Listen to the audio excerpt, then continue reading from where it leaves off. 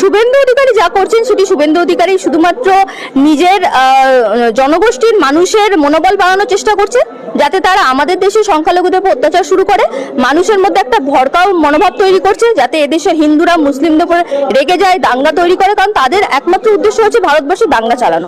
সম্প্রতি আমরা বাংলাদেশের ঘটনার পর দেখতে পাচ্ছি একেবারে ভারত এবং বাংলাদেশের সম্পর্কের একটা অবনতি ঘটছে, কিন্তু তার মধ্যেই এলাহাবাদ হাইকোর্টের একজন বিচারপতি একটা মন্তব্য করে বসলেন। আমি কোট আনকোট খবরটা বলবো। তিনি বলছেন সংখ্যাগুরুদের মর্জি মতোই দেশ চলবে, কোট আনকোট, কাঠ মোল্লারা দেশের শত্রু। একটা বিচারপতি তিনি এমন একটি কথা বললেন, কতটা দেশের ক্ষতি? বিচারপতি যখন সিটিং জাজ হিসেবে কোনো মতামত রাখেন, তার বিরুদ্ধে তো আমরা বলতে পারি না এবং সেটাকে ক্রিটিসাইজ করা আমাদের কোনো অধিকার নেই এবং আমাদের করা উচিত না। কিন্তু যে খবরটা আমি শুনেছি যে বিচারপতি